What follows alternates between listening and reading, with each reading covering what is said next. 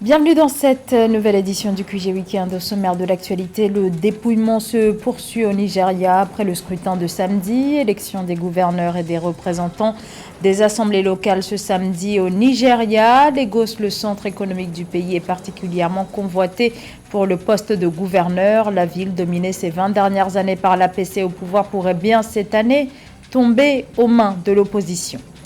Puis retour sur le 15e sommet des chefs d'État de la CEMAC, la communauté économique et monétaire de l'Afrique centrale, qui s'est tenu vendredi à Yaoundé au Cameroun. Un sommet largement consacré à la conjoncture économique de la sous-région, mais aussi à la nouvelle présidence de la CEMAC, qui passe du président camerounais Paul Biya au chef de l'État centrafricain Faustin Archange Touadéra. Du sport également à suivre dans ce journal avec le 3e tour des éliminatoires de la Coupe d'Afrique des Nations de football des moins de 23 ans. C'est Kamel Feki, là aussi un proche du chef de l'État, qui est le nouveau ministre de l'Intérieur en Tunisie, succédant à Taoufik Charfeddine. Kamel Feki est un ancien cadre du ministère des Finances. Il occupe par ailleurs le poste de préfet de Tunis depuis fin 2021. Son arrivée à la tête du ministère de l'Intérieur intervient après la démission de Taoufik Charfeddine, annonce faite ce vendredi lors d'une conférence de presse affirmant vouloir se consacrer à sa famille. Taoufik Charfeddine, 54 ans, était en poste depuis octobre 2021. Il était l'un des bras droits du président de la République, Kais Saied, de plus en plus contesté. Le désormais ancien ministre de l'Intérieur a joué un rôle de premier plan dans la mise en place du nouveau système hyper-présidentialiste. L'heure est au dépouillement au Nigeria après les élections qui se sont tenues ce samedi 18 mars. Les électeurs étaient appelés à élire les gouverneurs et les représentants des assemblées locales. Si l'APC au pouvoir a remporté la présidentielle du 25 février, l'opposition cherche, dans le cadre de ces nouvelles élections, à obtenir le contrôle de quelques régions clés, comme la mégalopole de Lagos. C'est un sujet de la rédaction. 3 semaines après l'élection présidentielle remportée par le candidat du pouvoir Bola Tinubu, les Nigérians étaient à nouveau appelés aux urnes ce samedi 18 mars pour élire les gouverneurs et les représentants des assemblées locales dans 28 États fédérés sur 36. Tous les yeux sont tournés vers Lagos, véritable poumon économique du Nigeria. Le poste de gouverneur se joue entre le sortant Babajide Sanwo-Olu, candidat du parti au pouvoir, Gbadebo Rhodes-Vivour du Parti travailliste et Olajide Adediran du Parti démocratique du peuple. Ce matin, ma femme et moi sommes satisfaits du travail accompli par la NEC. Nous sommes satisfaits de la façon dont les choses se déroulent jusqu'ici. Je pense qu'il est temps pour nous en tant que peuple de comprendre que ce processus est censé se dérouler sans violence. Les élections démocratiques sont la meilleure façon de valider un État démocratique. Alors je réitère ici mon appel à la paix. La participation, voilà l'autre enjeu de ce scrutin. Après une élection présidentielle contestée en raison de plusieurs fraudes, dénoncée tant au niveau logistique que dans la comptabilisation des résultats. Pour ce scrutin de samedi, le candidat du Parti travailliste constate là aussi des irrégularités. Par la grâce de Dieu, la volonté du peuple triomphera. Et ce gouvernement dont la validité repose sur des intimidations ne fera plus que partie du passé. Il y a eu beaucoup d'intimidations auprès des électeurs et tout ceci remet en cause l'ensemble du processus. Lagos, un enjeu politique crucial, à l'heure où la plupart des États sont gouvernés par l'APC ou le PDP. Selon les analystes de la vie politique nigériane, le poste pourrait pour la première fois en 2 décennies échapper à l'APC au pouvoir en faveur d'un gouverneur de l'opposition. Un scrutin marqué par des tensions et des violences. Des urnes ont été dérobées ou alors détruites. Les autorités font également état d'électeurs agressés. Autant de raisons qui expliquent que le vote a dû être reporté à ce dimanche dans plusieurs bureaux de vote. Au Sénégal, le parti d'opposition, le PASTEF, déplore une dégradation de l'état de santé de son leader Ousmane Sonko. L'opposant aurait été brutalisé ce 16 mars alors qu'il était en route pour le tribunal, répondant ainsi à la convocation de la justice. Ousmane Sonko aurait entre autres reçu du gaz lacrymogène lors de ce trajet. Son parti, le PASTEF, annonce une plainte pour tentative d'assassinat et atteinte à l'intégrité physique d'Ousmane Sonko.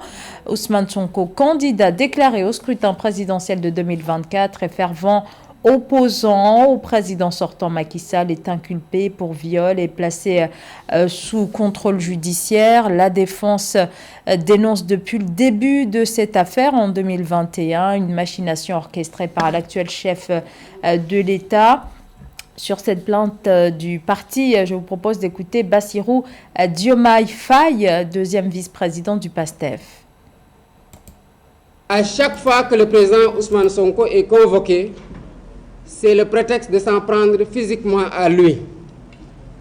Et cela a connu son comble le 16 mars avec une tentative d'assassinat sur fond d'empoisonnement, il faut le dire. Le comble du banditisme d'État ressort de la bouche même de ses ministres. Après le ministre de la Justice, qui a déjà condamné le président Ousmane Sonko pour diffamation en ignorant royalement sa présomption d'innocence, c'est au tour du ministre de la Communication, M. Moussa Bokar Thiam, qui a dit que le président Ousmane Sonko sera condamné. Voilà donc un citoyen qui va en justice avec ses avocats, ses moyens de défense, qui est déjà condamné et le verdict est livré aux populations avant la tenue du procès par les ministres mêmes qui siègent à la même table que le président de la République au Conseil des ministres. Voilà pourquoi il est du devoir de tous les patriotes de résister face à cette oppression, face à cette commande politique, face à une justice couchée qui joue au bras armé dans toute tentative de liquidation des adversaires politiques. Visite au Rwanda de la ministre de l'Intérieur du Royaume-Uni, Suella Braverman, est depuis ce samedi en visite officielle à Kigali. La ministre de l'Intérieur, issue du Parti conservateur, y défend le projet du gouvernement britannique d'expulser vers le Rwanda les demandeurs d'asile entrés illégalement au Royaume-Uni. Près d'un an après la signature de l'accord entre Londres et Kigali, l'objectif de cette visite de 2 jours est de renouveler l'engagement britannique au sujet de ce partenariat en échange d'une importante enveloppe financière d'un montant de 170 millions de dollars. Cet accord est dénoncé par les organisations de défense des droits de l'homme. Ce samedi, des milliers de personnes ont manifesté dans plusieurs villes du Royaume-Uni contre la volonté du gouvernement de Rishi Sunak de durcir la législation contre l'immigration. Le sommet des chefs d'État de la communauté économique et monétaire de l'Afrique centrale s'est tenu ce 17 mars à Yaoundé au Cameroun en présence des 6 chefs d'État des pays membres. Au menu des discussions, les conséquences économiques et financières de l'offensive russe en Ukraine, l'avenir du franc CFA, mais aussi la situation économique de la zone fortement fragilisée par les conséquences de la pandémie de Covid-19. La rencontre a également été marquée par la fin du mandat du chef de l'État camerounais Paul Biya en tant que président de la CEMAC. Et c'est son homologue centrafricain Faustin Archange Touadéra qui prend la tête de l'organisation. Reportage Séverin Douqueux. Le président de la République centrafricaine, le professeur Faustin Archange Touadéra, préside désormais la conférence des chefs d'État de la CEMAC. Il succède à ce poste le président Paul Biya, dont le mandat était arrivé à son terme. La passation de témoins s'est faite au terme de la 15e conférence des chefs d'État de la CEMAC, le 17 mars 2023 à Yaoundé au Cameroun. Durant son mandat, le président centrafricain ambitionne de poursuivre les réformes engagées pour le développement de la sous-région et la mise en œuvre des résolutions prises à l'issue des travaux du sommet de Yaoundé. Mais les priorités ont été définies, c'est-à-dire que, vous savez, au niveau de notre organisation, les décisions sont prises par la conférence des chefs d'État. Donc, des orientations sont déjà données. Les priorités, nous les avons définies ensemble. Et je suis chargé de les mettre en œuvre. Les résolutions sur les réformes économiques et monétaires, et particulièrement en rapport avec le franc CFA, étaient celles les plus attendues à la fin de la 15e conférence des chefs d'État de la CEMAC. Sous le leadership du président Touadéra, la Banque des États de l'Afrique centrale devra pousser davantage de réflexion pour trouver les solutions adéquates à ce problème dont la souveraineté économique et monétaire des États en dépend. Il y a déjà eu une première réflexion sur lesquelles nous avons travaillé hier. Nous avons demandé à nos institutions spécialisées au niveau de la commission, de la CEMAC et au niveau aussi de la PEAC de poursuivre les réflexions. Et dans un délai très court, nous reviendrons. Comme le président Touadéra, l'équato-guinéen Balthazar Ngonga Edjo a été désigné pour diriger la commission de la CEMAC en remplacement du Gabonais Daniel Ona Ondo. La protection de l'environnement et la lutte contre les pollutions. Les différents rapports des ONG alertent régulièrement la communauté internationale sur l'état général de l'environnement qui ne cesse de se détériorer. Les activités humaines menées dégradent les écosystèmes, mettant en danger les fondements écologiques de la société. C'est notamment le cas au Bénin où des initiatives sont lancées afin de sensibiliser et intervenir davantage pour inverser cette situation. Reportage entre correspondants, Lefti Mounouf. Le gouvernement béninois, par l'entremise du ministère du Cadre de vie et du Développement durable, accompagne de nombreuses ONG qui mènent différentes actions auprès des femmes. À l'instar de plusieurs organisations intervenant dans le secteur environnemental, l'ONG AEDU met en œuvre le programme Women Environment Ambassador WEA sous le slogan « Nos villes sont nos maisons ».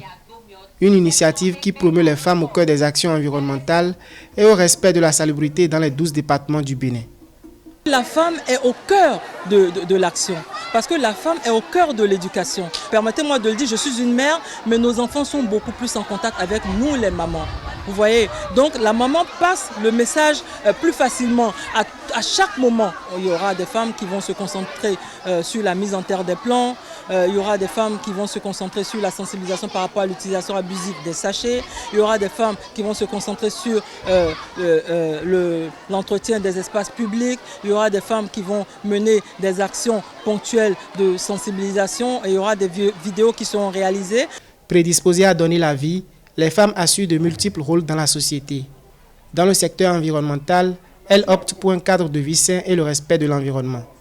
Face aux défis environnementaux, elles sont engagées dans la protection et la préservation de l'environnement. Le programme WEA vise à les impliquer davantage dans l'assainissement des cadres de vie urbains et ruraux. Chacun prend son secteur.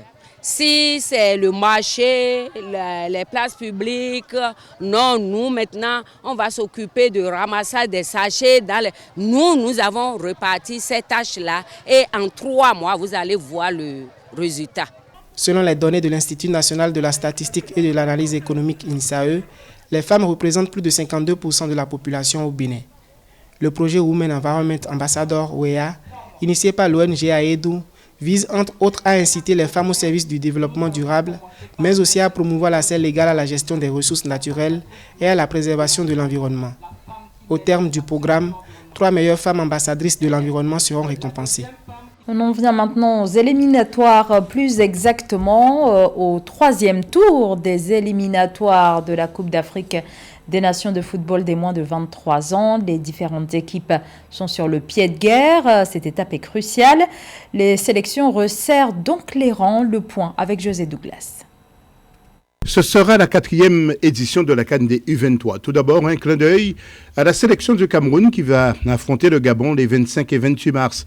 Parmi les 23, 17 joueurs évoluant dans les championnats étrangers ont été appelés. Nous retrouvons Régis Mougueux et son coéquipier de Marseille, Simon Gapandouetabou. Il y a également l'ex-capitaine et champion d'Afrique des moins de 17 ans, Steve Voué, ou encore le fils de Samuel Eto'o, Étienne Eto'o. Nous arrivons là à la fin de la première phase de notre préparation avant le match contre le Gabon. Pendant les 16 jours passés ensemble, nous sommes satisfaits du rendu de votre travail. Mais tout ce groupe ne peut malheureusement pas faire partie du voyage. Les places seront donc chères. Autre équipe, c'est celle du Sénégal qui tentera de décrocher son billet pour la phase finale contre le Mali. Les joueurs de Damba Baye vont recevoir le match aller au stade Abdoulaye Wade et les deux équipes vont ensuite se retrouver une semaine plus tard à Bamako dans le cadre du match retour. Autre info, c'est la Fédération algérienne de football qui a annoncé l'intégration des anciens internationaux Djamel Mesba et Mohamed Benamou dans le staff technique de l'équipe des U23 pour une double confrontation contre le Ghana le 24 et 28 mars. Le sélectionneur national des U23, Noureddine Ould Ali, a reçu l'aval de la direction technique nationale pour renforcer la barre technique de la sélection par ce duo qui avait été dans le staff technique de la sélection nationale des joueurs locaux A, finaliste du CHAN 2022 à Alger. Enfin, rappelons la disqualification de la RD Congo et le forfait de l'Éthiopie. À l'issue de ce troisième tour des éliminatoires, 7 pays se qualifieront pour la phase finale prévue au Maroc du 2 au 26 novembre prochain. Les 3 premiers représenteront l'Afrique aux Jeux Olympiques 2024 à Paris, du 26 juillet au 11 août 2024. Le Maroc l'avait remporté en 2011, le Sénégal en 2015 et l'Égypte en 2019. C'est la fin de ce journal. Merci de votre fidélité. L'information continue sur Africa 24.